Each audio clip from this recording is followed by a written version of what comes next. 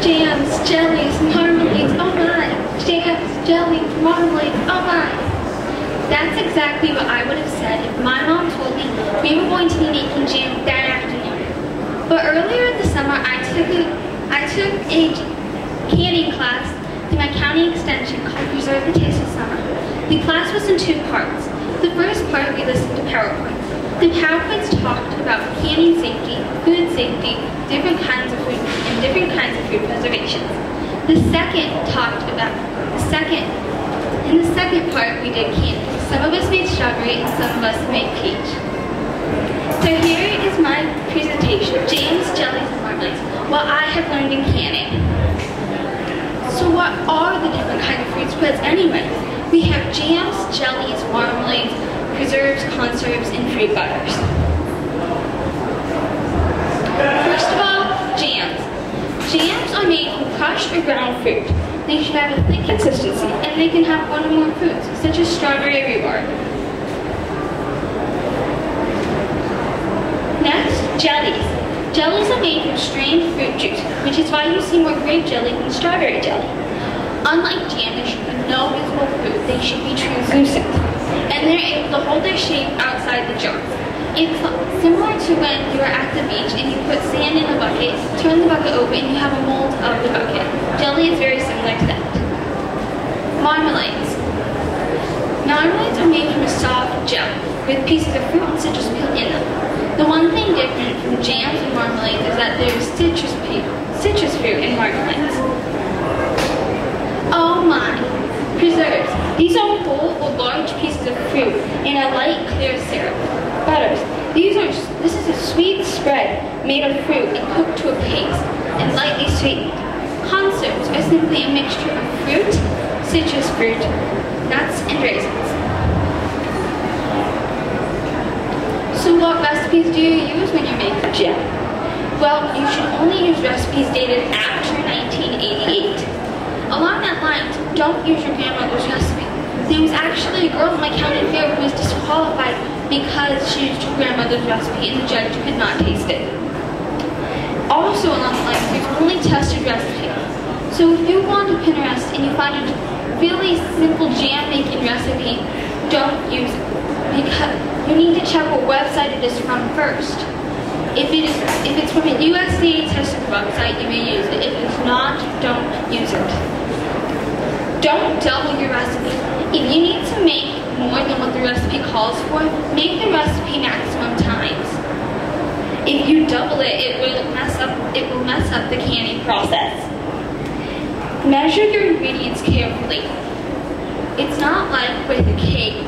If you accidentally double something, you can just then double everything else. And do not substitute one kind of pectin for another.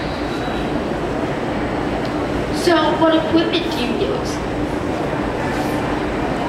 Well, first of all, you need a saucepan, measuring cups and spoons, and a potato masher. A pastry cutter works well also. Now, what ingredients do you need? Well, you need fruit. You need fruit. Check your fruit for spoilage. If you have spoiled fruit, you will then have spoiled jam. Remember, quality fruit will equal quality jam.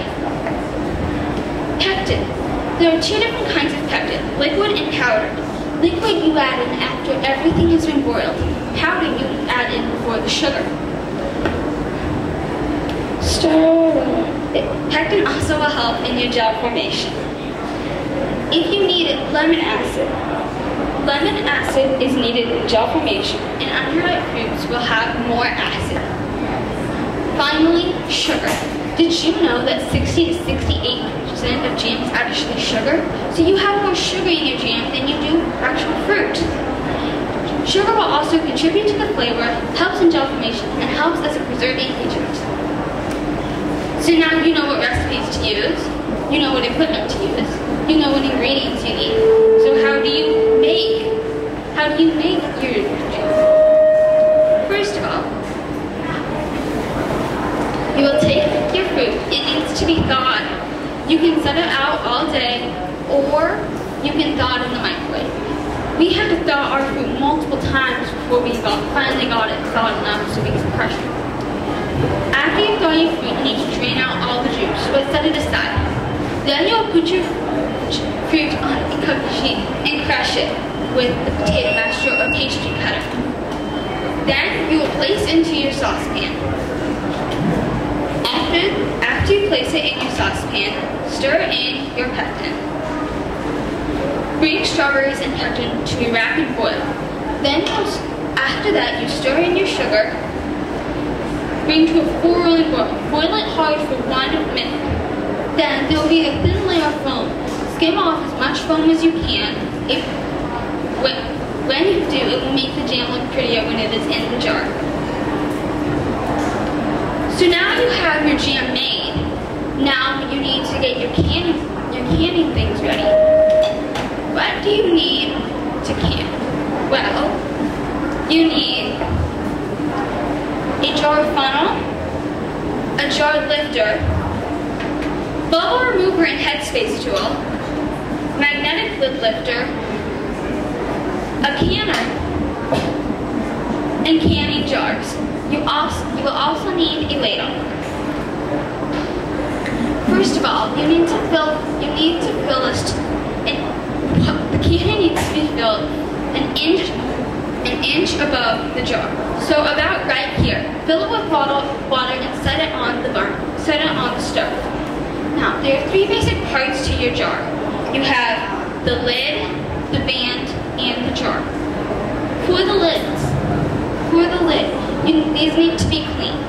So what you do is you fill a small saucepan about halfway, put the lids inside of it, and bring it to a simmer on the stove. Not a boil, just a simmer. Next you have your bands. These need to be washed. Just wash them. Then your jar. This needs to be cleaner, if not cleanest than everything else. Because this is what is in actual contact with your jam. If this has any bacteria on it, it will ruin your jam. So what you do is you simply just wash them. Then if you place jar holder in the canner, you place the jar on it, you place it back inside of the can. Now you boil that while you're making your jam. Then you need to somehow get that jar out of that can full of boiling hot water. I don't know about you, but I kind of like my hands, so I don't want to stick them in there. I have a jar lifter. When you have a jar lifter, it is your hands when it comes to that. What you do is you put it in here, you grab hold of the jar like so, then it's full of hot water. You just dump it out, place it on the counter, and with your jam, you'll have your jam. Now, you need to somehow get that jam into that jar without making a mess. You have a jar funnel. Place the jar funnel on it. Then, with your ladle, you will scoop out your jam and fill it till it is full. Then, you'll take off your jar. And now you have a bubble remover and headspace tool. What you do is you put it in the jam and just bring it around the side of it, getting out any bubbles. Then, this is measured in quarter inches, from a quarter of an inch to an inch. Our recipe calls for a quarter of an inch headspace, because the jam will rise and the lid will go down. So you want to make sure that the jam doesn't touch the lid. So you place it on like that, and if it is just barely touching, you know you have enough.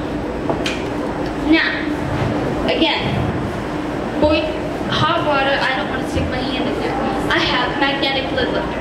There's a magnet on the end of this. You stick it in there, it will pick up the jar lid, place the lid onto the jar. Then with your band, you'll twist it so it's not too tight but not too loose. Just finger loose so you can get it off when you need to. Then you place it back in the cannon. Using the jar lifter again, lift it and place it in. Set a timer for 5 minutes. That is on the cans. After the timer goes off, turn the heat off, but leave it on for another 5 minutes. This is part of the canning process. After it is done, you pick it up again, and you'll place it on a towel. It needs to set. It needs to be placed in. It needs to be set somewhere where it will not be disturbed for 24 hours. In the 24 hours, the lid will pop or go down. After it pops, you know it is sealed and you know you have jam. After 24 hours, you can have your jam. You can keep it for as long as you want, but you can eat it right then and there. So today, we talked about the different fruit spreads. Jams, jellies, marmalades, preserves, conserves, and butters. And I told you, I walked you through how to make jam. And I told you about the hot water bath canning method. So now, when my mom says we're making jam today, I don't say jams, jellies, marmalades, oh my, I say jams, jellies, marmalades. Yes, I'm making these for Christmas presents. Thank you for watching my presentation. Are there any questions? Yes? How long is jam good for after it has been canned? Say again? How long is it good for after it's been canned? Her question was how long is it good for till it's been canned? After it has been canned,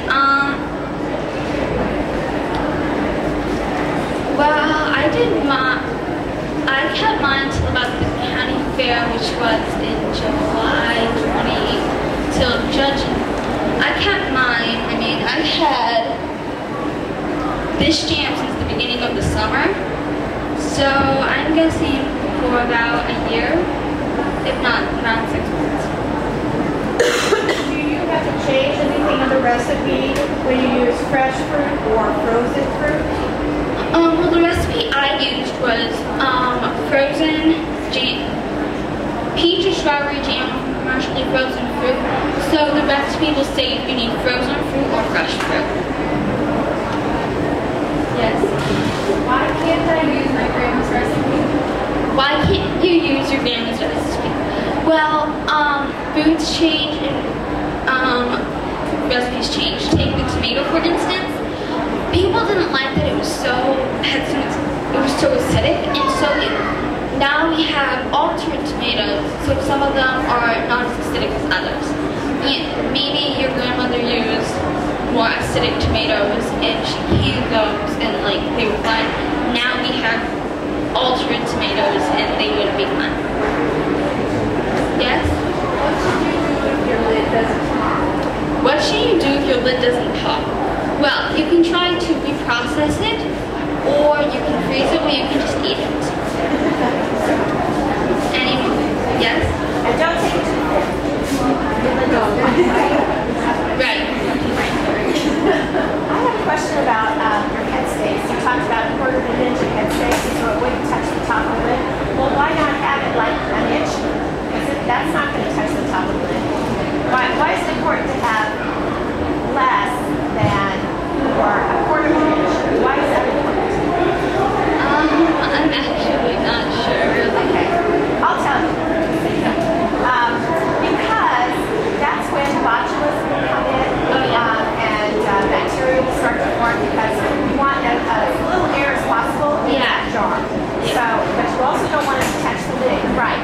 But if you have like a half inch or even an inch, that's too much air in there, and then that's where bacteria start growing. Yeah. So. And I have handouts up here if you're interested in the Preserve the Taste of Summer class. It shows like where you can contact, and it has the recipe I used. Thank you.